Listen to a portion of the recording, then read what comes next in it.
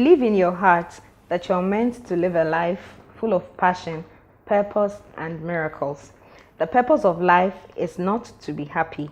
It is to be useful, to be honorable, to be compassionate, to have it make some difference that you have lived and lived well. I love this quote and you should love it too. You are welcome once again to another episode of the Relevant Woman Talk Show with me, Lois Atcho. This edition will inspire you to grab opportunities and to make the best of every opportunity to your own benefit. Now, to today's issue. When you are the last born among 4 children and your dad is far away in another country for so many years, subsequently dies, and your senior-most sibling takes up the responsibility to cater for you, also suddenly loses the position to continue, catering for you. At that point, life dawns on you that you have to rise up and equip yourself to find every opportunity that comes your way and use it to the benefit of your relevance. Today, finding purpose at all costs is the topic. My guest combed through the highs and lows of life. She's young, however, today she has become the light of the Northeast region. I happen to hail from that region. Miss Freda Laar-Mong of GMB 2019 fame is my guest today. Yeah. Yes. Anyanupo. Money. Okay. Okay, so you're welcome to the Relevant Woman Talk Show. Thank you very much for having me here. Yeah, I'm glad to have you here today, And I'm excited because we come from the same place and Yes. I feel like you put us on the spotlight and I'm very happy about that. Thank you. Okay, so let's talk about your family and how growing up was for you. My family, my dad, Mr. Addison Laar-Mong, who passed away 4 years ago in UK. My mom, Mary Sampson, a retired midwife.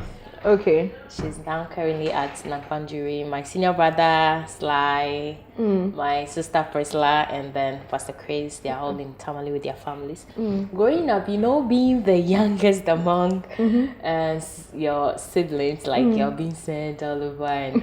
But anyway, it was fun. I'm from a family that supports me a lot. Yes. And even though my dad wasn't around, but my mom did a lot of job, like by taking very good care of us, and I think she made me who I am today. Oh wow. Yes.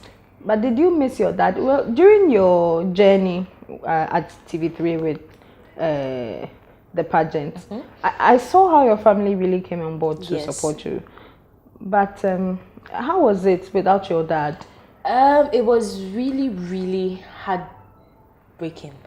Because at a point, some of my friends, we used to chat and then they talk about their parents, like especially their fathers. And you felt like you're missing something. Exactly. And I felt like, initially when I went for the auditions, I was like, and I was selected. The first person that came on mind was my dad. I was like, if daddy was around, I would have just called him and then gave him that surprise. Wow. But unfortunately, he wasn't.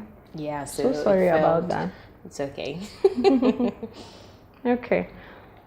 So how did that shape you into, coming up with what you want to become in future? I might say my family is, I'm coming from a very disciplined family. Whatever you want to do, I remember my dad I used not to watch TV. Okay. Growing up, I used to learn how to read a lot. Okay. So it has really shaped me well because, outside, if I say outside, I mean in the village. I grew up in the village. I went to I started my basic education in Nalerigu, and then later on I went to Najo number 1, 2 as well. So, we didn't have opportunities to learn how to speak English. Very good English. Exactly, very good English, yes. So, but because my dad was always consistent with us learning, I was like, now I could really speak and people go like, oh, did you really go to school at the village? In the village? You know? Yeah, so. So what exactly did you want to be when you grow? I actually wanted to be a nurse. So because my both parents were health workers and I said, okay, when I grow up, I'll be a nurse. And also growing up, I had interest in sports. Okay. I was a footballer. Yes. A footballer. Yes, I used to play ball a lot. And were you expecting to become something with that? I really wanted to join Black Queens. Yes, I really wanted to join Black Queens. Okay, so what happened then? You ended up in a pageant. Yes, and then also I loved fashion and I loved helping people a lot with the little I had. Okay. And I also had always had the vision that when I grow up, I just want to help people, especially women and children. Okay. So what exactly did you want to help women and children with? I just said maybe I'll have an NGO where I can help with little money for them to start something small. I think maybe growing up in the village, like because you lived, and from where we come from, the poverty is very... My sister. So yeah, I can understand. Exactly. So I said when I grow up and I get money, I will want to support the women especially because you know how it is at the village. I know. And so that was it. Okay, so let's jump into the pageantry. Okay. What took you there? Talk about when you first heard about the auditions and how you decided to take part of it. First of all, it was just 10 regions. So Northeast wasn't part until 2019 when the MPP government brought the Northeast region. And I actually tried in 2015. Really? Yes.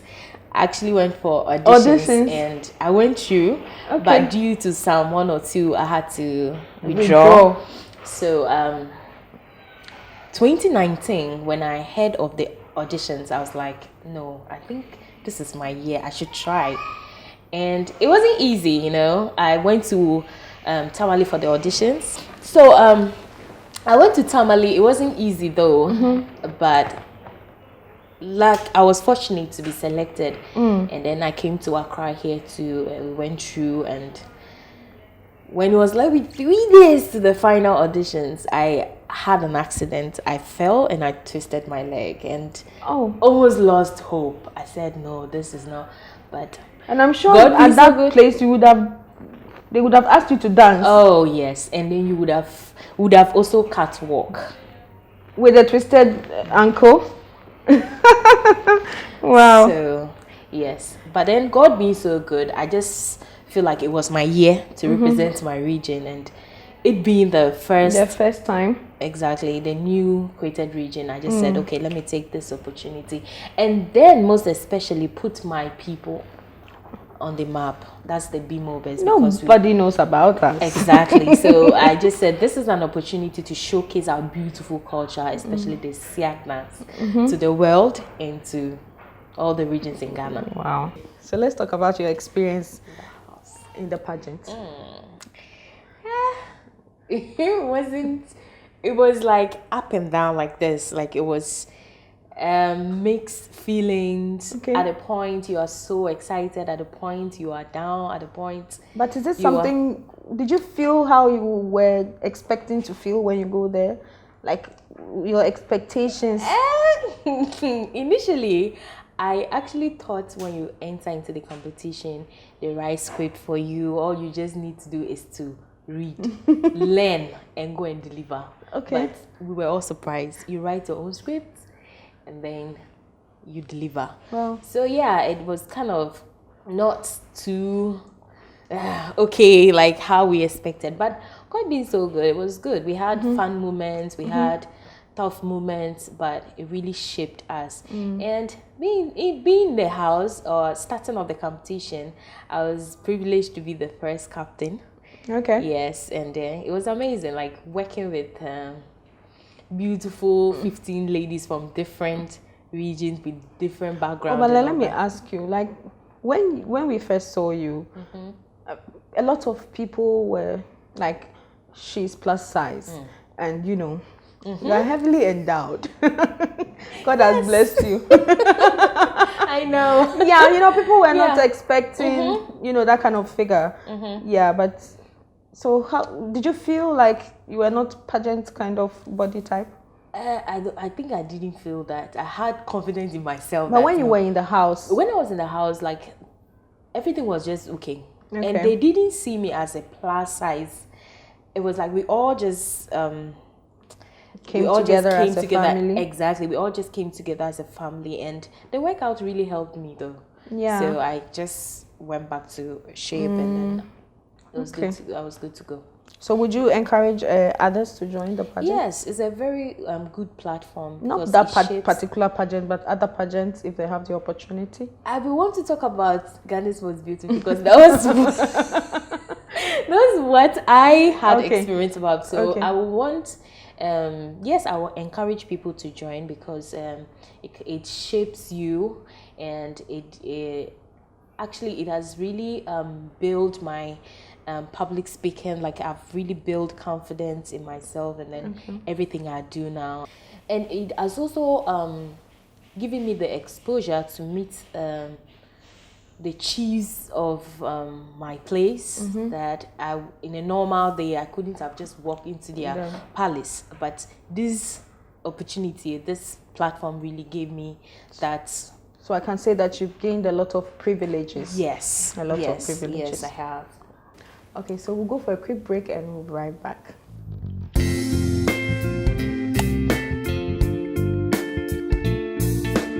Welcome back. We're still here with Yaya of GMB 2019 fame. Yaya, let's go now into your region, because this pageant has made you the light of the Northeast region, at least for us. Even though you didn't bring the crown, which we were so much anticipating. But for us, you are our queen. Thank you. Yes, you are our queen, and you've become the light for the region. So I want you to throw more light into the region and tell us all about the region. Northeast region is a newly created region. It was created in 2019. Nalergu is the capital, and we have four main languages in the region, or tribes in the region. We have the Mamprosis, we have the Bimobes, we have the Konkombes, and then the Chakosis. Okay. We have the Nayuri, who is the overlord of the whole Northeast region. When it comes to tourist sites, we have the Nampandjuri Scarp. That is the Gambaga Scarp, but it's located in Nampandjuri. Oh, okay. You can also find the Gambaga witches camp in my region, which I'll be visiting them very soon to do a donation to them. You mean there are still witches being camped? I think it's unfortunate old women who are being tagged as witches. Okay. Yes. So Heaven Mosquito Coil actually came on board to support all the queens or all the participants of Ghana's Most Beautiful 2019. So they've given us 5,000 Ghana cedis to do a project, and I thought wisely to support them with food and then PPEs for this COVID-19 pandemic. Yeah, and then we have the African map, which is located in Bumpurgo. Yeah, so majority. Let me tell you something. When I was growing up in school, there was this Ghana's map behind the exercise book, and everybody could show where they come from. My hometown was never on the map. Actually, it's a stone that is like a form of an African map. It's located in my in Bumpurgo actually. Oh, okay. Yes, it's located in Bumpurgo. So yeah, and the people there are so hardworking. Talk of the culture, the lifestyle. And they are farmers, and our women are into trading and all that. Yeah. And what exactly do they trade in? Oh, okay. Let me talk about Nampandjuri. the first thing you hear when you get to Nankwanjuri is snabe. That is granuts. Yes, they are into granuts. Some are into selling of maize, millet. Out of the shea butter. Shea butter as well, and then dawa dawa. Dawa dawa is good for jollof. Yes. Yeah. Yes. So you live in Accra. What's the perception of people about your region? I have a bad experience. Honestly, let me tell you my experience. Okay. I don't know if he was my boyfriend or not, but because he doesn't like weed nodness, when I took a TZ to eat, he wouldn't want me to eat it in his sight. Really? Yeah. I think mine is about people asking you that, or saying you don't look like a Nodna. I get that a lot. Meaning, Nodness are not beautiful. When or they ask me not that, I ask them, where do I come from? I think it should stop. It should stop. You know, that's one thing the perception they have about Nodness, like You're they supposed to expect have us this to big have tribal mark. to look some way, and then which is not good. I think they should stop. Don't you think it's because most of the Nodness in the South don't like speaking their languages? I think it's eating also their food, wearing their dress. Even with their names, some come here and they change their names to English names and all that. I think it's also part though. It's also part, but yeah. Okay, so let's move to the challenges of the region. The region has a lot of challenges. Lots of challenges. The roads, very bad roads, and we don't have our educational infrastructure. It's just not good. Not good. Water, electricity, even good food. Good food, yes. There's some villages that don't even have lights. Has been in existence, but they don't even know what it's light. Electricity now. Healthcare. And trust me, from Nakpanduri to Bumburgo, our road is bad. So bad. Like you wouldn't. Yeah, so that's what we face. It's really bad. But you know, in relation to women, what are some of the challenges that women face there? I think it's all about farming. So we don't really, and then we are just how do I put it? Like everybody farm, and at the end of the day, let's say you farmed granuts. I farm granuts. At the end of the day, who will buy? We eat it. So like you can't be eating it all the time. You need to do something. You sell it and then you get money. So that there's no. So I feel like if there was a lot of investors that come to open factories there, they will like kind of sell it and then they make money. Like there's a lot of trade. Is not going on there. It's not really going on as it should have. Yeah. And I feel the women just marry and give birth. And that's it. Like there's no future. There's nothing to do afterwards. And then the little thing or what they intend to do is to go down south to look for a job. That is to farm or help someone in the farm. At the end of the month, they give the person something. Yeah, so that's wow. So. And our region is noted for a lot of violence. Yes. Why is that? I think it's because of lack of employment. So you don't have anything to do, so you go about fighting? Because like if there's a lot of employment there and the youth, majority is the youth. It's the youth that go into these things. Because the elderly, they don't have the strength to do this. But if there is something the youth are doing, I don't think you will leave your job and go and be looking for someone's trouble and all that. So I think it's because of the lack of unemployment that causes all these things. So do you have any suggestions like on how to minimize these challenges? I think government should just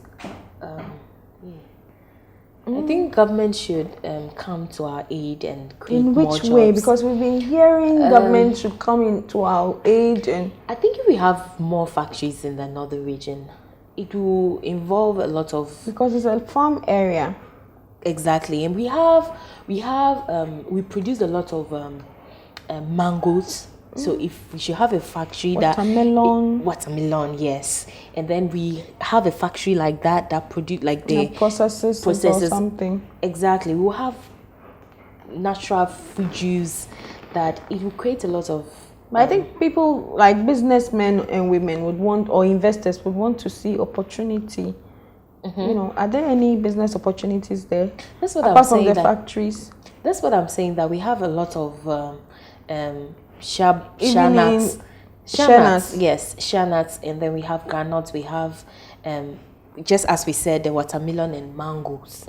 It's just abundant. Mango season, you get like a whole bowl for like 5 cedis. So you see. So like, what would the investors gain if they invest there? Like, why are investors not going there? I think, I don't know, but I think why investors don't go there is because of they are afraid of the conflict, and maybe they're afraid to. They are afraid. They are afraid of conflict because maybe when they, normally when there's a fight, they just bend down. Yes, and then curfew. And so it slows a lot of things, slows a lot of activities at the area, and of course investor wouldn't want to invest.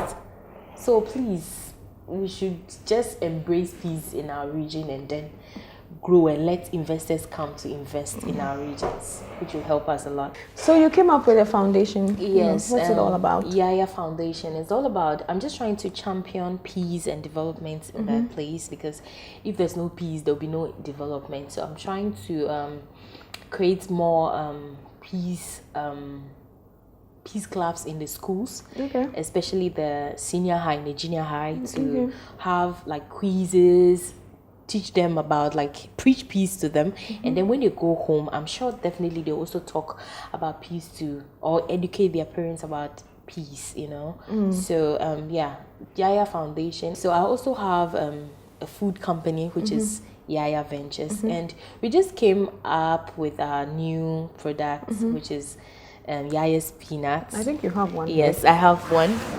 Yes, Yaya's Peanuts, so the packaging is very good. Thank you. It's straight from the northern region, like northeast region actually.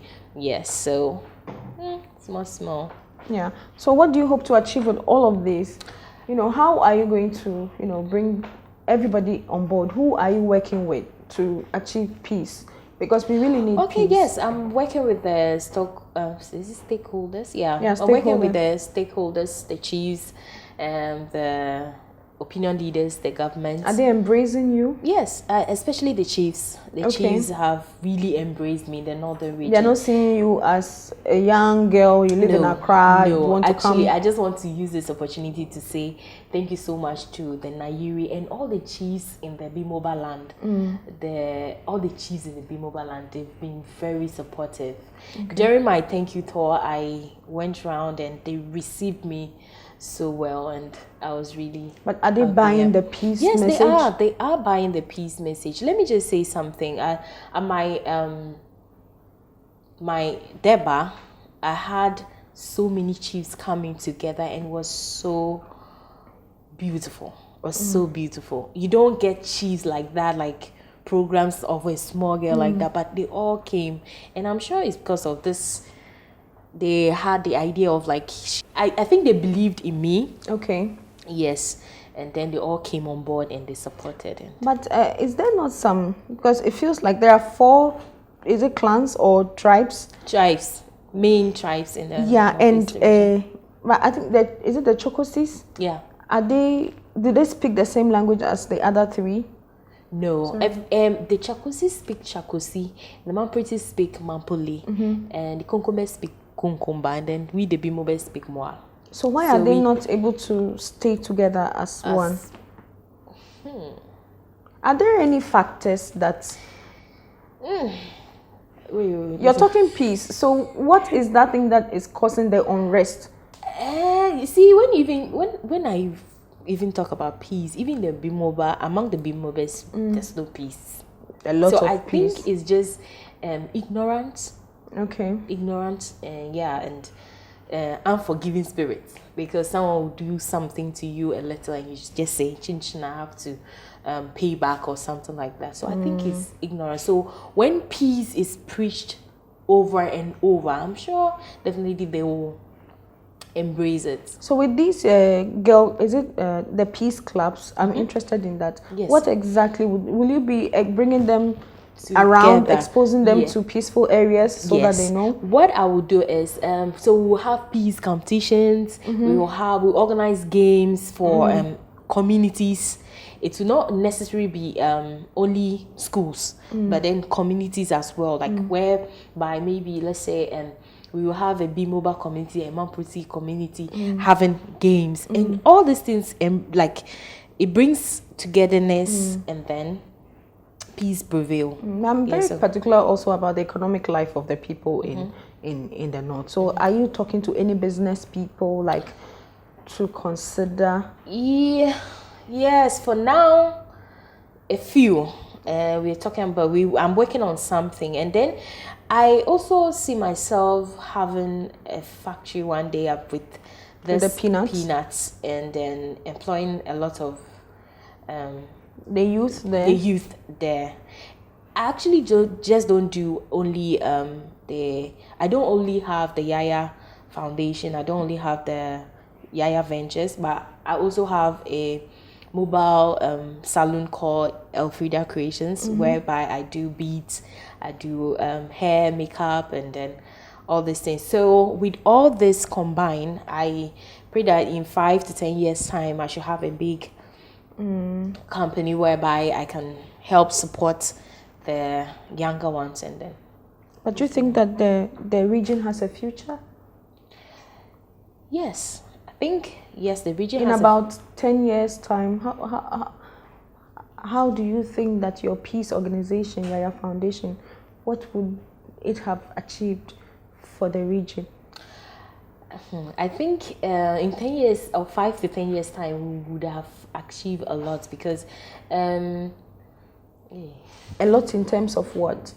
Will the education be better? Yes, because I have peace of mind to do business there. Yes, okay. What I want to do is, it's not all about education. I'm trying to introduce the vocational thing in the north too as well, so that it wouldn't just be formal education. Exactly, formal education. But then people will have the opportunity to learn something, acquire skill, and then also use it to work. So I feel in 10 years time there should be a lot of improvements. Yes. Let's go for a quick break. We'll be right back.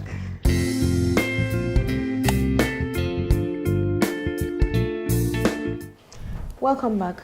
Miss Freda is telling us a lot about the Northeast region and how she has put it on herself to help elevate the region to become a peaceful place, to help women, to help the men, the children, and the youth of the region to also, gain economic strength and stability.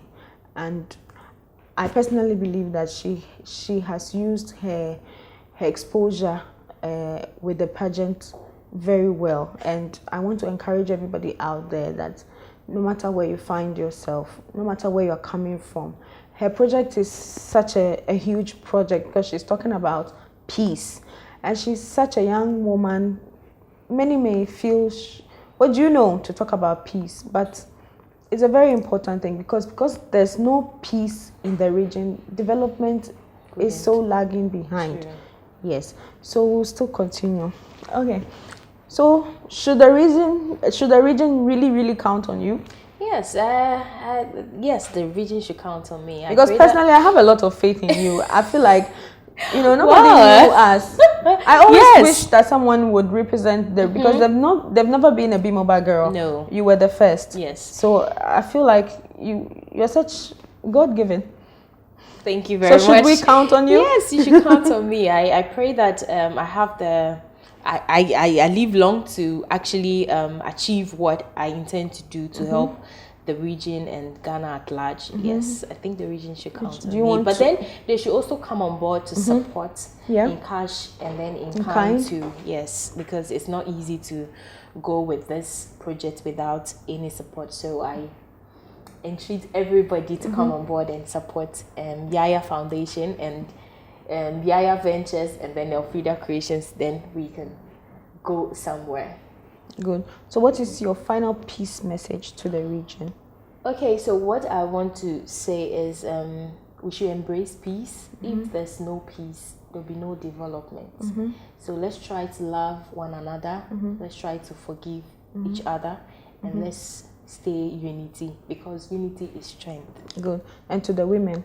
Yes, to the women and to the young ladies growing up, all I want to say is never give up in life. Keep pushing and you will get there. And I also want to thank a lot of people that came on board, especially to the regional minister, Northeast regional minister, to Team Yaya, to everybody, my family, and my cousin I live with in Accra here, Mr. Amos Lavik, and his lovely wife and kids. I say God bless you all. And I'll be doing my donation in July, so I plead with all of you to come on board and support. It could be in kind or in cash. So we go and support our old ladies in the Gambaga, which is Gamba. I will also be distributing face masks and hand sanitizers to the junior high students who have gone back to write their exams as well. So yeah, thank you everybody. Okay. Nipo bonchan yenu satin abalka sokol park. Now na abaka no sokan zani. Thank you. Okay.